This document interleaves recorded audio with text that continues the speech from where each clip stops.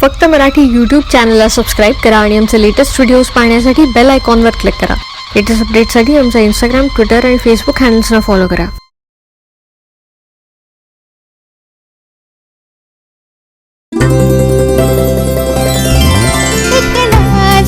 बुजरी कल्लडशी बावरी उंचळीत काही फुले स्वप्नांची जरतारी उषात लपलेली हळवार जपलेली सुडाली बुनी हिरवा उभी सौख्याच्या दारी परिकाचा पसरला नियतीच्या वाटेवरी घर बांधलेले तिथे वादळाच्या लाटेवरी ऊन पाऊस सासून झप सौभाग्याचे बाण होईल सार्थक तेव्हा हे तुझे कन्यादान होईल सार्थक तेव्हा हे तुझे कन्यादान हे तुझे कन्यादान हे तुझे कन्यादान.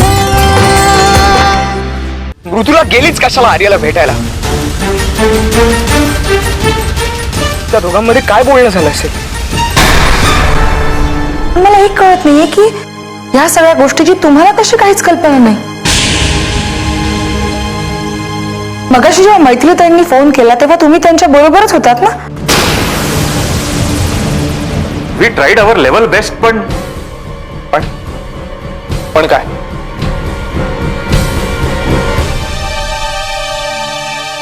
त्या कोमामध्ये गेले.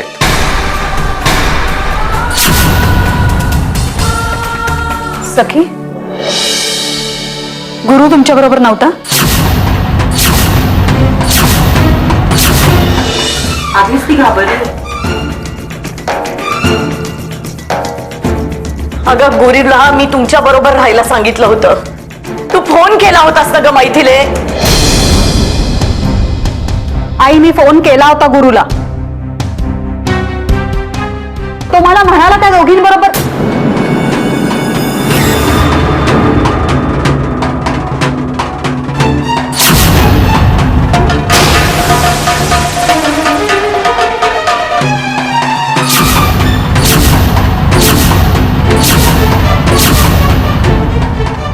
तुझ्यासाठी सरप्राईज गिफ्ट घ्यायला मी काही वेळ बाहेर गेलो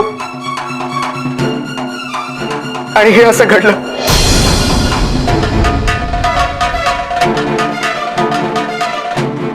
आई, हे काय होऊन बसलं?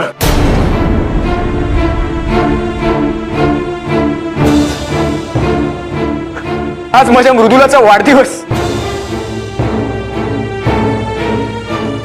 आणि आजच ती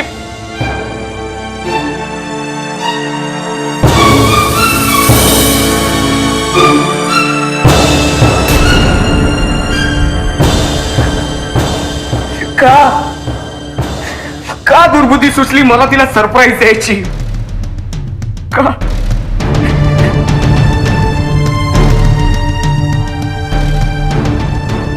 शांत राहा, सावर जरा स्वतःला. कसं सावरू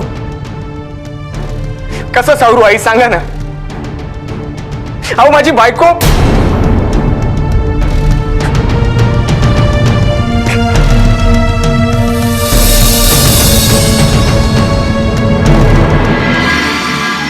पेशंटला आयसीयू मध्ये शिफ्ट केलंय. मी बघू तिला. हो आई, मी सुद्धा येते.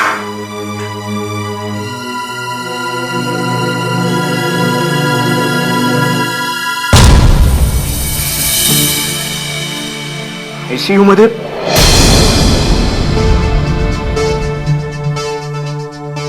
क्रिटिकल आहे ती. किती त्रास होत असेल नाही तिला?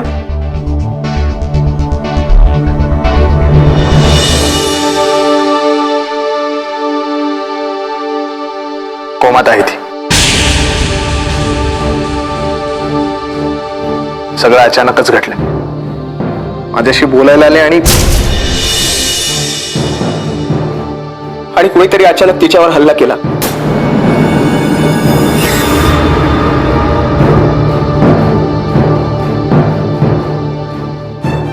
मैथिलीताई मला काहीच कळत नाहीये. हे दुष्कृत्य कोणी केलं असेल?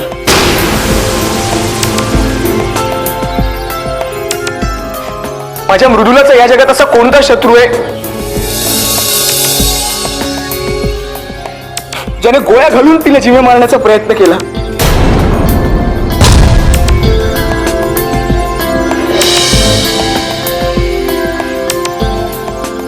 त्या गोळ्या मृदुलासाठी नव्हत्याच मुळे, त्या आर्यासाठी होत्या.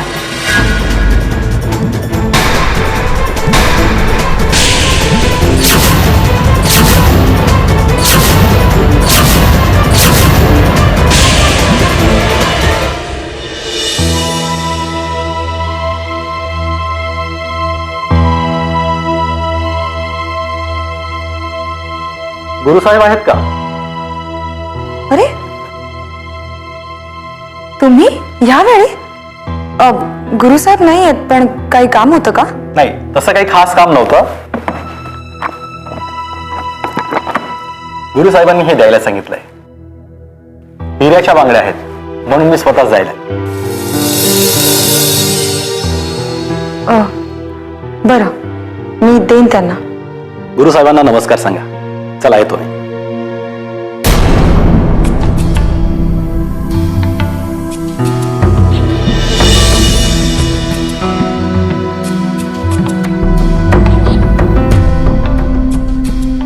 याचा अर्थ गुरु खरं बोलत होता.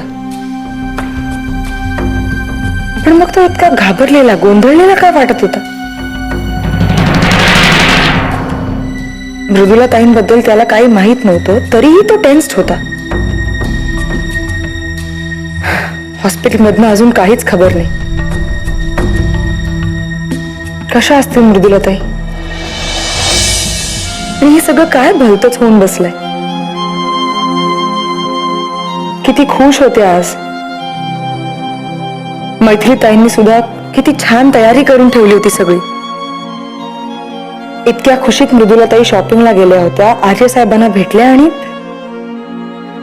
अचानक त्यांच्यावर कोणीतरी गोळ्या झाडल्या. पण काय कारण असेल नेमकं? त्या आर्य साहेबांशी बोलत असतानाच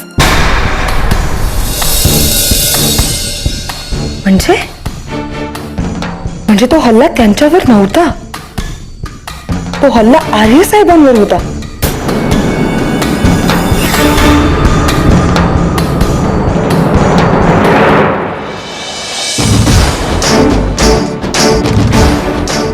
दादा काय बोलतोयस तू? हे खरं तेच बोलतोय.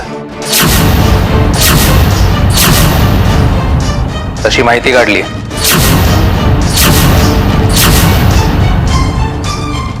काय मिळाली माहिती? कोणी केला होता हल्ला? हा हल्ला सुपारी देऊन करवून घेतला गेला.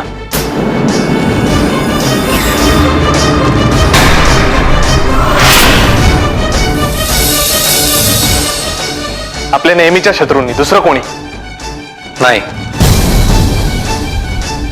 त्यांचे शूटर फिक्स्ड आहेत.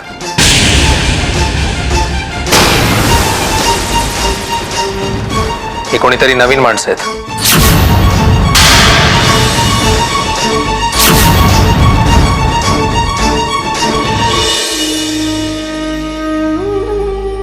स्वामींची कृपा म्हणून आर्य वाचले, पण त्यांच्यावरच हे संकट मृदुलाताईंवर आलंय. देवा, त्यांना वाचव रे.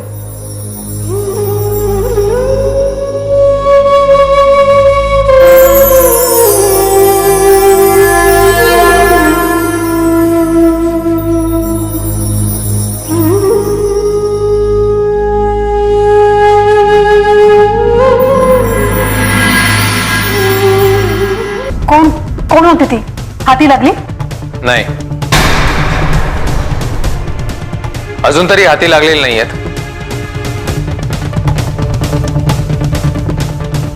पण लवकरच लागतील.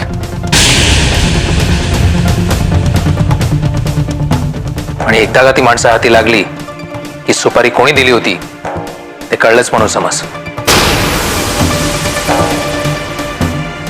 आणि एकदा का ती माणसं हाती लागली ना सोडणार नाही एकालाही. तरी काही तर्क? कोण कोण असतील ते? आपले नेहमीचे शत्रू असणार, अजून कोणाचं काम असेल? गुरु, ते मला सुद्धा कळत आहे, पण कळू दे ना की असा कुठला भेकड शत्रू आहे की ज्यांनी माझ्या बहिणीच्या पाठीवर वार केलाय.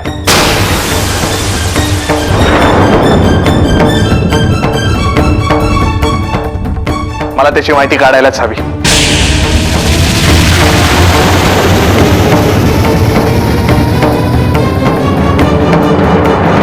मी तुला मदत करीन या प्रकरणाचा छडा लावायला.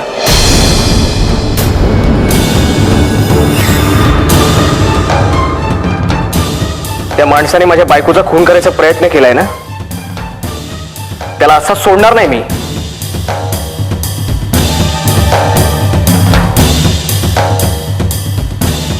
पण त्याआधी माझ्या मृदुलाला शुद्धीत येऊ दे, ती बरी होऊ दे. दादा, ती बरी होईल ना रे? तिच्याशिवाय माझं या जगात कोणीच नाहीये रे. दादा, 2 माणसं होती बाईकवर, आणि बाईकचा number. Arya, please please please, नकोय तो विषय आता. अरे आधी माझ्या मृदुलाला शुद्धीत तर येऊ दे.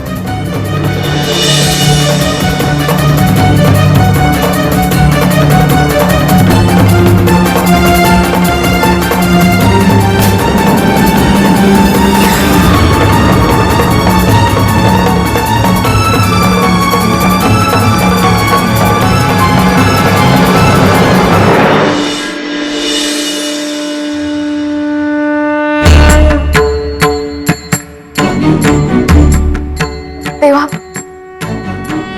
तुला ताईनं लवकर शुद्धीत आण रे. आजच्या दिवशी हे असं घडायला नको होतं. तुझ्या मनात काय हे तुलाच ठाऊक. कदाचित तू यांचा जीव वाचवण्यासाठी हे सगळं घडवलं असेल, पण आर्यनचा जीव वाचवण्यासाठी त्यांच्या बहिणीचा जीव केला ना, तर ते आयुष्यभर त्यांचं मन खात राहील. अपराधी वाटेल त्यांना कायमचं. तेव्हा लवकर शुद्धीत आठवण तुला ताईंना.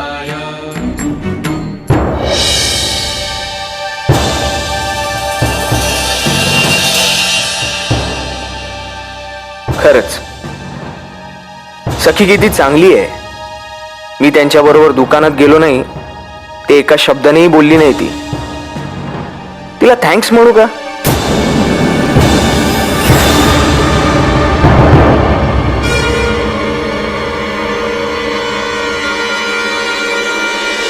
काय चुकलं होतं रे मृदुला ताईंचं? एवढंच की ते घरातल्या लोकांची खोटं बोलल्या, तेही माझ्यासाठी. बाप्पा, तुला जी शिक्षा द्यायची आहे ना, ती मला दे.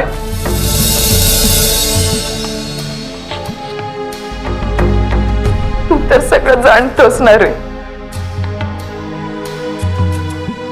खरेदीचं कारण सांगून त्या मला माझ्या आजारी बाबांना बघायला घेऊन जाणार होत्या.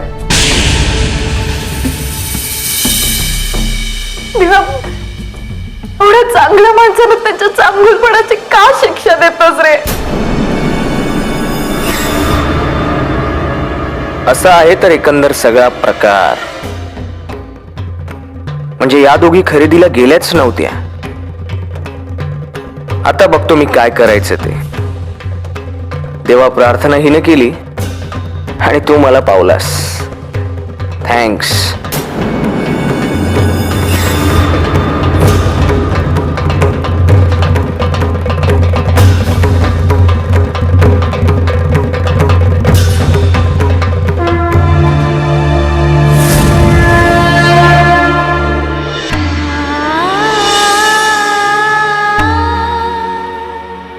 आई शांत व्हा, सावरा स्वतःला.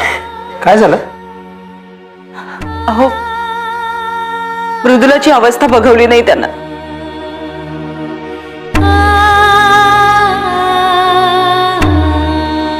आज आपण घरी काय करणार होतो आणि हे काय झालं?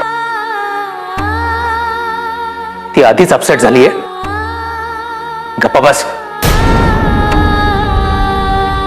आई आई तू काळजी नको करूस. मी स्वतः बोललोय डॉक्टरांशी आणि आपण आपण आपल्या मृदुलासाठी चांगल्यातल्या चांगल्या डॉक्टरची ट्रीटमेंट घेऊ ना. फक्त आई तू खचून नको जाऊस ग.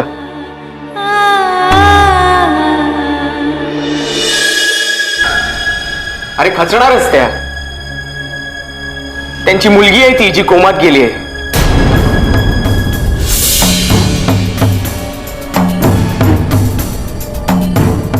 आज सकाळी माझी मृदुला किती खुश होती. शॉपिंगच्या उत्साहात होती ती. मला सुद्धा आज तिला खुश करायचं होतं, पण माझ्या मृदुलाचा चांगुलपणा तिला नडला आहे.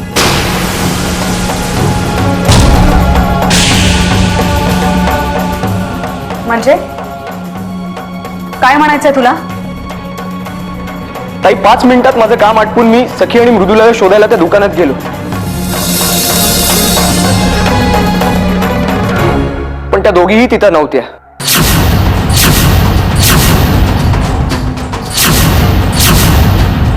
त्या आजूबाजूच्या कुठल्याही दुकानात नव्हत्या. मग मी त्यांना खूप शोधलं, पण मला त्या कुठेही सापडल्या नाही. मुळात त्या मार्केटमध्ये सापडणार तरी कशा? कारण त्या शॉपिंग करायला घराबाहेर पडल्याच नव्हत्या.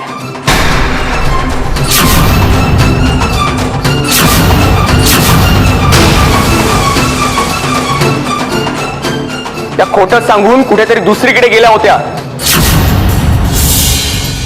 दुसरीकडे कुठे? ते माझ्यापेक्षा चांगलं तुमची सुनबाईच सांगेल.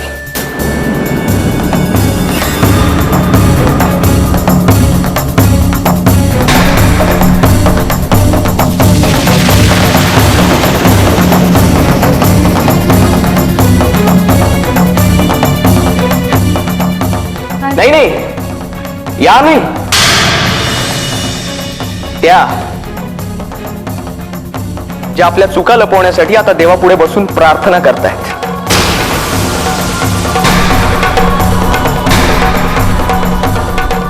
प्रार्थना? काय काय बोलतोयस तू? नीट काय ते सांग ना. मी काय सांगू? तिलाच विचारा ना. माझ्या मृदुलाला मरणाच्या दारापर्यंत पोहोचवायला निमित्त ठरली आहे ना ती. विचारा ना तिला, कुठे नेत होती मृदुलाला?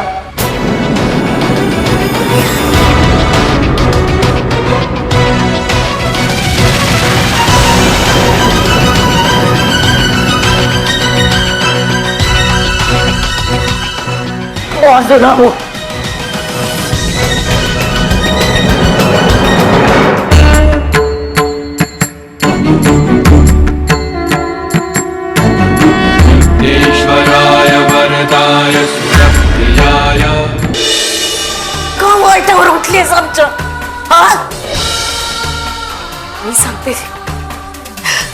मी सांगते तसं नाही वागलीस ना. एक मिनिट.